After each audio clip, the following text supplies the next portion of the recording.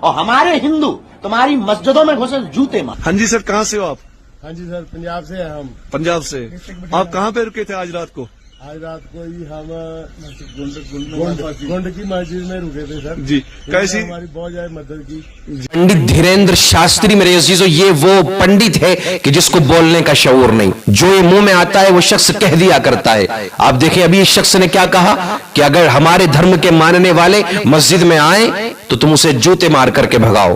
اگر مسجد کے اندر کوئی ہندو آ جائے، یہ پنڈت دھیریندر شاستری نے کہا ہے کہ اگر ہندو مسجدوں میں آئیں تو تم ان کو مار کر کے بھگاؤ، ان کو جوتے مارو.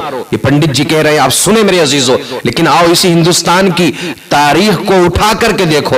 آج تک تو ایسا ہوا نہیں ہے کہ کوئی غیر مسلم مسجد کے اندر آیا ہو تو اس کو مار کر کے بھگایا ہو، کیونکہ ہمارا دھرم، ہمارا دین، ہمارا ریلیجن ہمیں یہ نہیں سکھاتا ہے. آؤ اسی ہندوستان کی تاریخ کو اٹھا کر کے دیکھو میرے عزیزو. آپ کو پتا چل جائے گا اسی ہندوستان کے اندر اگر آپ 10-20 سال پہلے جائیں گے تو آپ میرے عزیزو اس منظر کو دیکھیں گے. اور کچھ لوگوں نے میرے عزیزو دیکھا بھی ہوگا کہ مسجد کے گیٹ کے باہر میرے عزیزو ہندو بہن بیٹیاں، مائیں بہنیں اپنے بچوں کو لے کر کے کھڑی ہو جایا کرتی تھی. وہ انتظار کرتی تھی ان لوگوں کا کہ جو نماز پڑھنے کے لیے مسجد کے اندر گئے ہیں. اب کسی کا بچہ بیمار ہے، کسی کا بچہ تکلیف میں ہے، یا بیمار بھی نہیں ہے، تکلیف میں بھی نہیں ہے نا میرے عزیزو، پھر بھی وہ ہندو بہن بیٹیاں، مائیں بہنیں اپنے بچوں کو لے کر کے مسجد کے گیٹ پر کھڑی رہا کرتی تھی. آخر ان کے کھڑے ہونے کا مطلب کیا تھا؟ آؤ میرے عزیزو پرانے بزرگوں سے پوچھیں گے نا آپ تو وہ آپ کو اس محبت کے بارے میں،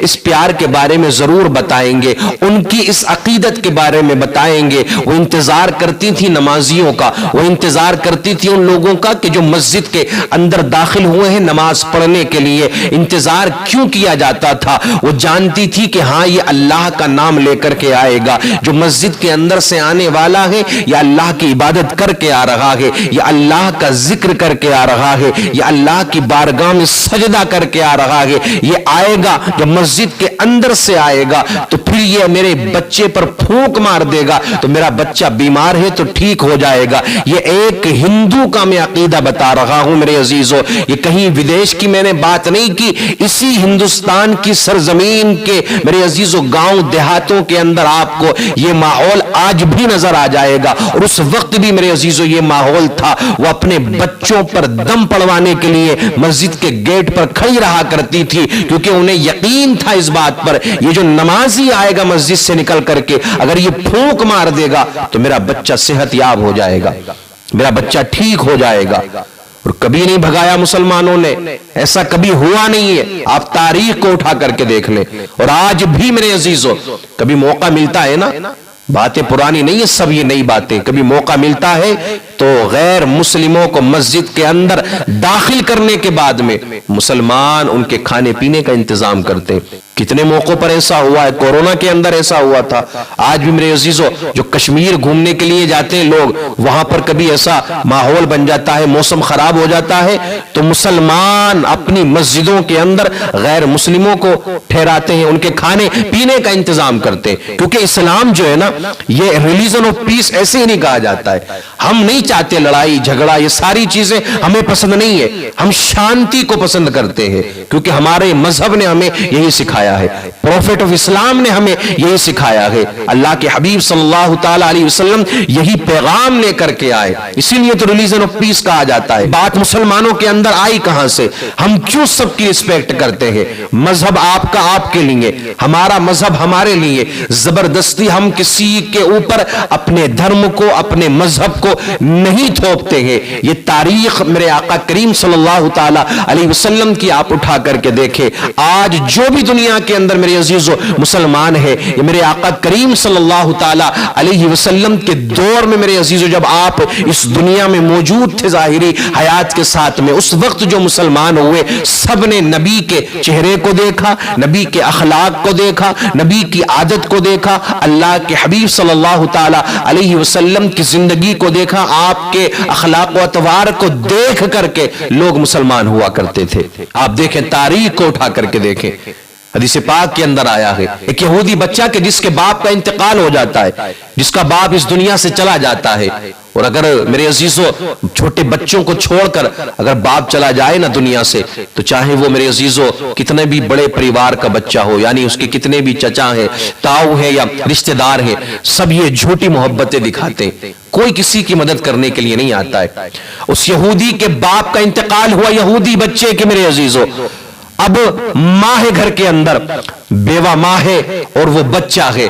अब चचा ने अपना हाथ झाड़ लिया, सारे लोगों के पास वो मदद के लिए जाता है कि कोई मेरी मदद कर दे, यानी मेरा बाप अब इस दुनिया से जा चुका है, मैं ये चाहता हूं कोई मेरी मदद कर दे, कोई मेरी माँ की मदद कर दे। मेरी माँ के पास में कपड़े तक नहीं है पहनने के लिए, पैबंद लगा करके कपड़े पहन रही है, सर ढांकने के लिए चादर उसके पास में नहीं है। कभी वो अपने रिश्तेदारों के पास में जाता है, कभी अपने चचा के पास, कभी ताऊ के पास। मेरे अजीजों, सब उसको भगाते हुए नजर आते हैं। अल्लाहू अकबर कबीरा। एक रोज वही बच्चा गली में परेशान घूम रहा है, रास्ते में परेशान घूम रहा है। किसी देखने वाले ने देख लिया और उससे पूछा, बेटा बताओ बात क्या है, आखिर परेशानी का सबब क्या है, परेशान क्यों हो रहे हो? बच्चा कहने लगा कि मेरा बाप इस दुनिया को छोड़ करके जा चुका है, मेरा बाप हमें अकेला छोड़ करके जा चुका है। अब ना मेरा साथ चचा देता है, ना मेरा साथ मेरे रिश्तेदार देते हैं, ना मेरे खानदान वाले, ना मेरे धर्म वाले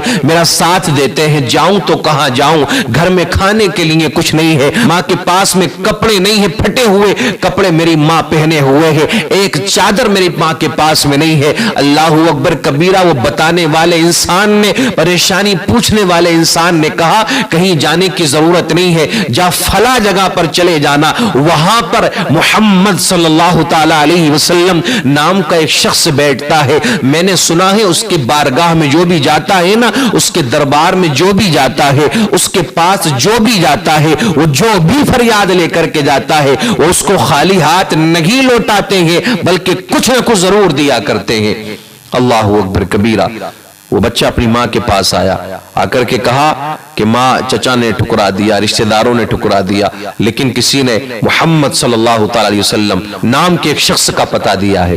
अगर तेरी इजाजत हो तो मैं उनके पास चला जाऊं, क्योंकि बताने वाले ने बताया है कि वहां जो भी जाता है खाली हाथ नहीं आता है, बल्कि उसको कुछ ना कुछ जरूर दिया जाता है, वो जो भी मांगने के लिए जाता है। कहने लगी, बात तो तेरी ठीक है मेरे बेटे, किसी ने तुझे सही बताया है, लेकिन याद रखना, हमने सुना है कि वो जो मोहम्मद नाम का शख्स है ना सल्लल्लाहु ताला अलैहि वसल्लम, वो लोगों के धर्म को बदल रहा है, वो कोई नया दीन लेकर के आया है। बेटे चले जाना, लेकिन याद रखना, पहले कह देना कि मैं तुम्हारा धर्म कबूल नहीं करूंगा, मैं तुम्हारे मजहब को कबूल नहीं करूंगा, मैं बस अपनी ये फरियाद लेकर के आया हूं, मुझे फला चीज की हाजत है, मुझे ये चीज चाहिए, मुझे वो दे दे, मैं आपके धर्म को नहीं अपनाऊंगा। अल्लाहू अकबर कबीरा। बेटे ने मां से वादा किया, मां मैं तुझसे वादा करता हूं, मैं मोहम्मद सल्लल्लाहु ताला अलैहि वसल्लम के पास जाऊंगा, अपनी बात को रखूंगा, लेकिन उनसे पहले कह दूंगा कि मैं आपके धर्म को नहीं अपनाऊंगा। वो बच्चा गया मेरे अजीज, सब जगह से परेशान होने के बाद में मेरे आका की बारगाह में पहुंचा। अब तवज्जो करना इस बात पर, यहूदी मजहब इस्लाम के सबसे बड़े दुश्मन मेरे आका को बड़ी तकलीफें पहुंचाई, इस्लाम को बड़ा नुकसान पहुंचाया इन यहूदियों ने, हमेशा से दुश्मन रहे, आज भी दुश्मन है। लेकिन देखें, आज आप देखें मेरे अजीजों, आज जो मुसलमानों के अंदर ये जो बात आई है ना कि हम सब लोगों का इस्तकबाल करते हैं, सब लोगों की परेशानी में काम में आते हैं, तो ये हमें अल्लाह के हबीब की जिंदगी से सीख मिली है, आका करीम सल्लल्लाहु ताला अलैहि वसल्लम की जिंदगी से हमने सीखा है। वो बच्चा मेरे आका करीम सल्लल्लाहु ताला अलैहि वसल्लम के पास पहुंचा, मेरे आका ने चेहरे को देखा, मेरे आका समझ जाते हैं। अल्लाह के रसूल ने उस बच्चे को अपने करीब बिठाया और उस बच्चे ने पहली बात कही, ऐ मोहम्मद सल्लल्लाहु ताला अलैहि वसल्लम, मैं आपके धर्म को कबूल करने के लिए नहीं आया हूं, आपका दीन अपनाने के लिए नहीं आया हूं, मैं परेशान हूं। किसी ने मुझे आपका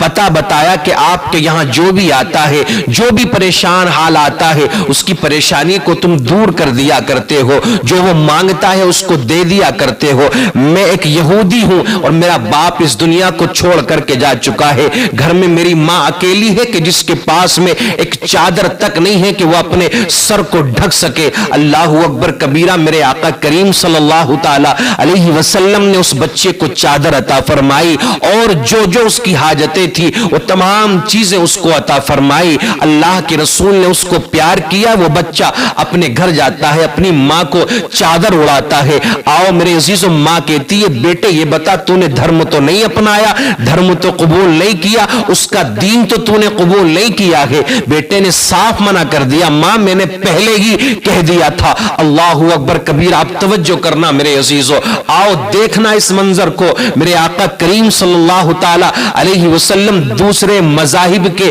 ماننے والوں سے بھی کیسا پیار فرمایا کرتے تھے, کیسی شفقت اور کیسی محبت فرمایا کرتے تھے. ماں کہنے لگی بیٹا تو سب کے پاس گیا, جس دھرم کے ہم ماننے والے ان دھرم کے لوگوں کے پاس بھی گیا, ان دھرم کے ٹھیکیداروں کے پاس بھی گیا, لیکن تیری کسی نے مدد نہیں کی.